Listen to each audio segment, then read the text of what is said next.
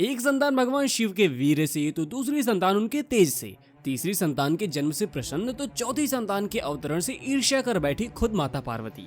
क्या आप जानते हैं भगवान शिव की इन संतानों के बारे में? भगवान कार्तिकेय और श्री गणेश के अलावा कौन और क्या है शिव जी की बाकी संतानों के नाम, जानेंगे आज की इस वीडियो में। राधे राधे दोस्तों, ओम टीवी पर आप सभी का बहुत बहुत स्वागत है। धर्म से जुड़े ऐसे ही वीडियोस के लिए चैनल को तुरंत सब्सक्राइब करें। अब बिना किसी देरी के शुरू करते हैं आज की वीडियो। आखिर कैसे हुई शिव जी की 8 संतानों की उत्पत्ति? आइए सभी के जन्म के पीछे के रोचक तथ्यों को जानते हैं। कार्तिकेय। एक बार ताड़कासुर नामक एक राक्षस ने ब्रह्मा जी से छलपूर्वक ये वरदान मांग लिया कि उसकी मृत्यु केवल शिव की संतान से ही होगी और दूसरा कोई भी देवता उसे मार नहीं सकता। जिसके बाद उसने घोर उत्पात मचाना शुरू किया और भगवान ब्रह्मा के वरदान के अनुसार सभी देवी देवता धीरे धीरे ताड़कासुर से पराजित होने लगे। तब भगवान ब्रह्मा जी ने देवताओं को भगवान शिव के पुत्र द्वारा इस असुर के नाश की बात बताई, लेकिन उस काल चक्र में माता सती के वियोग में भगवान शिव समाधि में लीन थे। जिसके बाद इंद्र देवता ने भगवान कामदेव की मदद ली। कामदेव ने भगवान भोलेनाथ की तपस्या को भंग करके उनका विवाह माता पार्वती से करवा दिया। जिसके पश्चात भगवान शिव और माता पार्वती एक गुफा में निवास करने चले गए। बताया जाता है कि तब वहां गुफा में एक कबूतर भी चला गया और उसने भगवान शिव के वीर का पान कर लिया, लेकिन वह इसे सहन नहीं कर पाया और भागीरथी को सौंप दिया। गंगा की लहरों के कारण वीर 6 भागों में बट गया और इससे 6 बालकों का जन्म हुआ।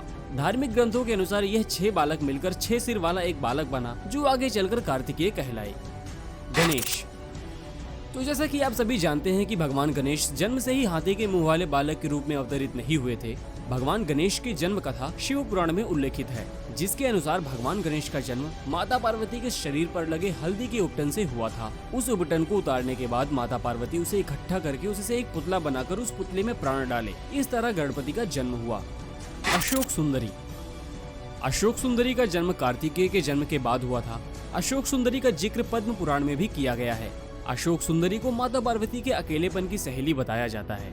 कथाओं के अनुसार पार्वती जी ने अपना अकेलापन दूर करने के लिए कल्प वृक्ष, जिसे लोगों की इच्छाओं को पूरा करने वाला पेड़ कहा जाता है, उससे वरदान के रूप में अशोक सुंदरी को प्राप्त किया था। ज्योति। ज्योति के जन्म से जुड़ी कई कहानियां प्रचलित हैं। पुराणों के अनुसार शिव के तेज से ज्योति का जन्म हुआ था। ज्योति के जन्म को पार्वती से भी जोड़ा जाता है और कहा जाता है कि पार्वती के माथे से निकली एक चिंगारी से ज्योति का जन्म हुआ था। ऐसा माना जाता है कि ज्योति शिव के तेज को भी सह सकती थी। खास तौर पर दक्षिण भारत में ज्योति की आज भी पूजा की जाती है और लोग उन्हें देवी स्वरूपा मानते हैं। मनसा देवी।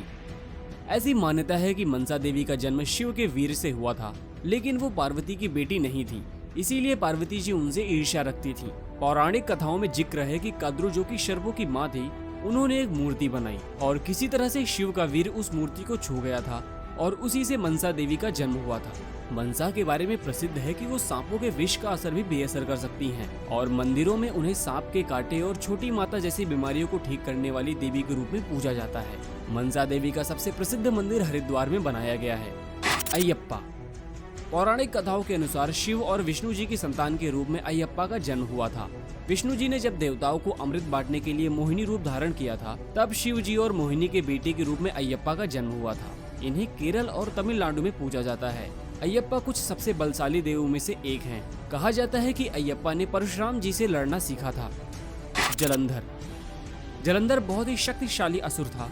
इंद्र को पराजित कर जलंधर तीनों लोगों का स्वामी बन बैठा। श्री पद्म देवी भागवत पुराण के अनुसार एक बार भगवान शिव ने अपना तेज समुद्र में फेंक दिया, इससे जलंधर उत्पन्न हुआ। जलंधर को शिव जी ने ही जन्म दिया था, लेकिन बाद में वह शिव का सबसे बड़ा दुश्मन बन गया।